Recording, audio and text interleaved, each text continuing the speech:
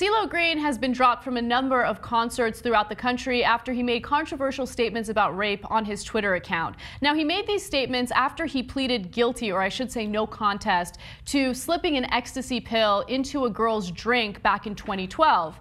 And first of all, that is the worst possible thing you can do. He was also accused of raping her after that occurred. However, his lack of remorse to that situation, which was displayed on Twitter, probably enraged people even more. He tweeted the following: "If someone is passed out, they're not with you consciously, so with implies consent." I don't even know what that means. Like, that isn't even really a coherent statement, and it's like grammatically incorrect. I don't know what's going on. But then he also tweets the following: "Women who have really been raped, remember." Wow. As you guys see, what we showed you were tweets that were revealed by other people because he ended up deleting those tweets after he got criticized for them. Now, just to give you a sense of how many music festivals have banned him or have dropped him from their shows, there were festivals in DC and also the Louisiana Festival, also the Gretna Heritage Festival, and Freedom Live, which is run by the Navy. And so Freedom Live did release a statement. I want to read it to you guys. They write that, unfortunately, one of the performers we signed for the JBAB Freedom Live show on 20th of September recently posted comments on social media that we consider to completely be inconsistent with Navy core values. Regardless of intent or context, the lack of sensitivity towards an issue that is one of the greatest challenges facing our Navy is unacceptable. As a result, we have made the decision to pull CeeLo Green from the Freedom Live event on September 20th. So I feel like this is usually what happens when someone in the limelight says something pretty controversial. They usually lose sponsorships, endorsements, show opportunities. What do you guys think about this? Wendy, make your point. You know, it reminds me of Chris Brown and Rihanna. Oftentimes celebrities say things that are just off the wall. Mm-hmm. And I love CeeLo's music, and I think he's an amazing coach on The Voice. And I'm a fan of his. And he just dropped a new album. And so to hear him or see on Twitter him say these things, I'm sad, you know. I'm ashamed of him, and then it's like across the line of like fan and person. And when do you love somebody's art but dislike who they are as an individual? Yeah, there's something kind of similar. I mean, there are parallels. It's not too similar with corporations or companies that you really like buying from. You're a fan of their product, and then you find out that they donate political contributions to really, really loathsome individuals, right? And then can you appreciate one thing and kind of brush off the other? That's a really big conundrum that people deal with. Absolutely. And so it's difficult, and I think what he said is just incredibly disgraceful. I totally agree. Maytha?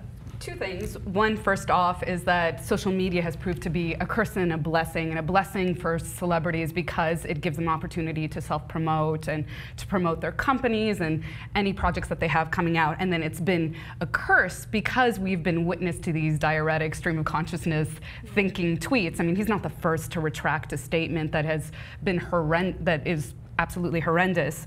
Secondly, I find it really interesting that Freedom Live says that it wants to drop CeeLo because it doesn't align with its Navy core values. And interesting enough, something that we don't talk about enough is the fact that rape cases, not just in the Navy, but all of the military, have been concealed or go unreported to an incredible degree. I mean, one statistic I found was that in 2012, the Pentagon did an estimated survey of how many people, men or women, had been victims or survivors of rape, and the number was 26,000. Of that 26,000, some 3,000 were reported. Yeah, I know. It's incredible how many go unreported, because oftentimes people who are victims of rape in the military have to report that rape to someone that they work under, and usually the person they work under is the one that wants to brush it under the rug the most, because he or she will be, you know, in bed with the rapist. Let's keep it real. So this is not just about CeeLo, this is about rape culture in general, for me.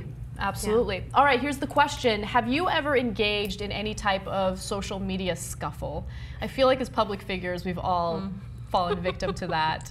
Wendy, let me start with you. Well, May and I actually fought over like our biggest hoop earring. That's how we met. That's how we met, right? Actually, we did a hoop size contest. Yeah, we did, and she is winning today, obviously. You know, I think I'm wearing hoops too. I'm totally losing today. I'm totally losing. You know, I have, but it doesn't go very far. Like I've engaged in some people that obviously have disagreements with what I say, but then we try to go deeper, and sometimes it doesn't work through social because Twitter is very short, and sometimes it's just like far right-wing thoughts that just will never get to a middle ground, and so it's fruitless. You're smart for realizing it's fruitless at the very beginning. Sometimes I fall victim to it and I go on, and then I feel like the idiot because they took me down to their level, and I'm like, what am I doing with my life, right? I really, and then I'll click on their Twitter account and they have like 2 followers. Right. Oh my God, I'm an idiot. And it's an egg. Yeah, and it's an egg. It's like some anonymous asshole who like probably doesn't even believe the stuff that they're tweeting to me. Right. Maytha, what about you? Well, I try to stymie it from the get-go. When I see myself delving deeper and deeper, I've been a provoker too. I'm not going to try to hide that as well. But there was one instance where I was accused of self-indulgent tweets. So when I was in Kosovo, I was walking down the main street of its capital city called Pristina, and that's where everybody walks. And I had my straight hair and my big black sunglasses, and somebody was shouting out Kim Kardashian and taking pictures, like as if I was Kim Kardashian walking around in Pristina. Why would she be in Pristina, by the way? And so I just tweeted about that because I thought it was hysterical, because as being somebody who's ethnically ambiguous, I get mistaken all the time for anybody who's ethnically ambiguous, and on television I'm like, I look absolutely not like her. I also do not have ass injections like Kim Kardashian. So I reported that, and then somebody tweeted to me and said, I'm unfollowing you because of tweets all about yourself. And that person would hate my Twitter. My Twitter account is nothing but like promotions about what I'm doing, pictures of what I'm doing.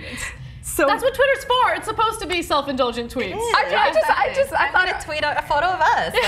Exactly. Yeah, watch out Instagram, because it's going to go on my timeline. But my response to him was, have a beautiful life. I'm sorry that you found it reprehensible or whatnot, because I mean, that's the best way to deal with it, man. Yeah, I mean, we've all fallen victim to it. It's really easy to get dragged into it, but you got to avoid it. What about you guys? Have you ever gotten involved in some sort of political debate on social media? I've done it on Facebook. I've done it on Twitter. I've done it everywhere. How did it end? Did you change anyone's mind? Was it productive at all? We want to hear from you, so share your story in the section below, in the comments section, obviously, and we'll see you guys soon.